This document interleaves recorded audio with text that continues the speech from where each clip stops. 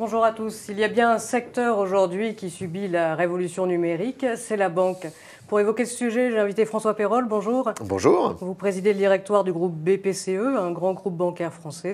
C'est notamment les caisses d'épargne, les banques populaires, Natixis, entre autres maisons de votre groupe. Cette révolution numérique aujourd'hui pour BPCE, qu'est-ce que ça signifie? C'est une révolution, c'est une opportunité, c'est une menace? C'est une opportunité. C'est une opportunité d'inventer de nouveaux services pour nos clients, de développer de nouveaux modèles d'affaires, de faciliter la vie de nos équipes. Donc moi je vois ça comme une opportunité. Mais c'est une vraie révolution. C'est une révolution parce que les infrastructures de production et de distribution changent, parce que la manière dont nous fabriquons nos services change, parce que tout ce qui devient critique n'est plus ce qui l'était dans le passé. Aujourd'hui, nos applications mobiles, nos sites web sont des infrastructures critiques parce que c'est là que se joue une grande partie de la relation avec nos clients. Pas seulement là, parce qu'une autre partie se joue dans le contact au quotidien entre le conseiller, c'est notre modèle, et nos clients, mais une partie se joue aussi sur nos plateformes digitales. On a aujourd'hui un peu plus de 9 millions d'applications téléchargées. Caisse d'épargne, Banque Populaire. L'application Caisse d'épargne est l'une des applications bancaires, sinon l'application bancaire la plus téléchargée en France. Le nombre d'applications téléchargées, le nombre de nos clients qui sont actifs sur l'application, la façon dont ils l'utilisent, la fréquence d'utilisation, pas loin d'une fois par jour aujourd'hui, ce sont des indicateurs qui pour nous sont devenus critiques. C'était peut-être pas le cas il y a 2, 3, 4 ans. Aujourd'hui, c'est le cas. Donc nous investissons sur ces plateformes et nous essayons de les transformer peu à peu. Non seulement dans des plateformes où vous pouvez faire vos opérations courantes, vous pouvez bien sûr faire un virement, demain vous pourrez gérer votre carte bancaire à partir de votre mobile, mais vous pourrez aussi faire des transactions, souscrire un crédit à la consommation. Parce que cette révolution-là, elle n'est pas encore totalement une réalité, c'est-à-dire que tous les contacts, enfin l'essentiel des contacts se font aujourd'hui à distance par des canaux digitaux, mais le moment où je signe mon crédit, le moment où je signe mon contrat d'assurance, ça n'est pas encore passé à l'ère digitale. Alors, aujourd'hui, vous pouvez le signer électroniquement dans votre agence ou à distance. Vous le faites de plus en plus, nos clients le font de plus en plus, mais la vente en tant que telle, la vente digitale pure, qui ne verrait aucune intervention humaine, entre guillemets, ça, c'est très, très rare encore aujourd'hui. Mais ça, c'est parce que les clients ne veulent pas ou c'est parce que vous ne le voulez pas encore, parce que vous n'êtes pas prêt? Non, c'est les deux à la fois. Sur certains produits qui sont des produits qui s'achètent, par exemple une assurance auto, parce que quand vous achetez une voiture, vous achetez votre assurance. Sur ces produits-là, demain, je pense que les ventes digitales seront importantes. Mais ce n'est pas le cas aujourd'hui. Aujourd'hui, nos clients veulent pouvoir parler à quelqu'un. Ils veulent soit commencer la discussion avec un conseiller, soit, alors qu'ils sont sur la plateforme, pouvoir parler à quelqu'un parce qu'ils ont une question et qu'ils ont besoin de parler à quelqu'un, soit terminer l'opération avec un conseiller. Et donc, dans 95 à 99% des cas, nous avons l'intervention d'un conseiller.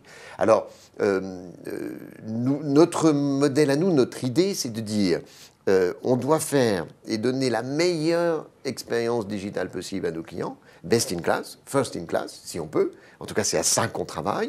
Donc, nos plateformes doivent être les meilleures du marché. Et dans le même temps, on doit apporter un conseil parce qu'il y a une demande de conseil. Il y a une demande d'avoir... si vous souscrivez un crédit immobilier, nos clients veulent négocier un peu. Ils ont raison. Ils veulent pouvoir savoir si telle garantie va jouer, comment elle va jouer. Pour ça, ils ont besoin de discuter avec eux. C'est l'un des achats les plus importants qu'ils font dans leur vie. Ça occupe une très grande part dans le budget d'un ménage. Donc, ils veulent pouvoir parler à quelqu'un. Donc, nous, on veut proposer d'une certaine manière les deux. Ce qui est compliqué, c'est que nos clients veulent tout. Donc, ils interrompent leur parcours sur les plateformes digitales pour aller vers un conseiller.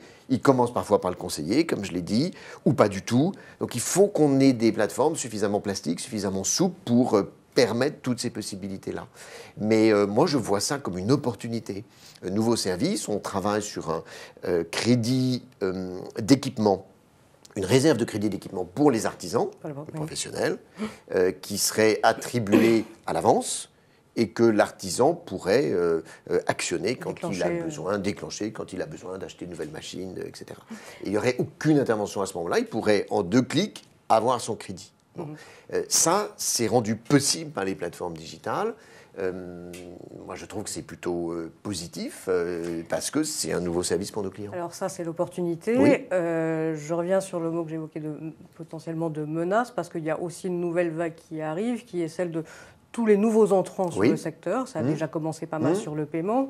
Ça continue avec des acteurs qui viennent de différents horizons. On parle beaucoup de l'arrivée d'Orange Bank prévue dans quelques semaines.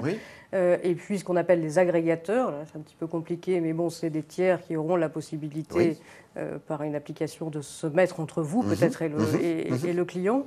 Tout ça, c'est dangereux pour vous ou pas? Moi, je pense que... moi, je suis fondamentalement optimiste. Je ne suis pas BA, mais je me dis la chose suivante. Des nouveaux concurrents, c'est une bonne chose pour nous parce que ça nous maintient en vie. Voilà. Ça nous maintient alerte, ça nous oblige parfois à nous remettre en question, ça nous oblige à nous poser des questions sur ce qu'on fait, parce que sinon, on serait dans notre routine et nos clients en pâtiraient. Donc c'est une très bonne chose qu'il y ait de nouveaux concurrents, parce que ça vient stimuler le marché. 2, ça veut dire que notre marché intéresse. Donc s'il intéresse, c'est qu'il est intéressant. S'il est intéressant, c'est qu'on a raison d'être dessus. Donc moi, je vois ça comme quelque chose d'extraordinairement stimulant. Alors maintenant, à nous d'imaginer des services, des propositions qui soient encore meilleures, des tarifs peut-être, à un moment, qui soient encore meilleurs que celles de nos concurrents. Mais vous savez, aujourd'hui, nous progressons en part de marché. On gagne des parts de marché sur le crédit à la consommation. On est la Banque Populaire et Caisse d'épargne qui progresse le plus en France sur ces segments-là. On gagne des parts de marché en crédit immobilier. On fait à peu près 25% des crédits immobiliers qui se font en France aujourd'hui, 1 sur 4. On gagne des parts de marché en affacturage, on gagne des parts de marché en leasing. Donc on a une très forte dynamique. Donc je me dis que on est suffisamment stimulé par nos concurrents. On le sera encore plus demain parce qu'il y en aura de nouveaux. Tant mieux. Très bien. Mais écoutez, on a bien compris votre optimisme. Merci beaucoup, François Perroll. Merci à vous. Merci, bonne journée à tous. Au revoir.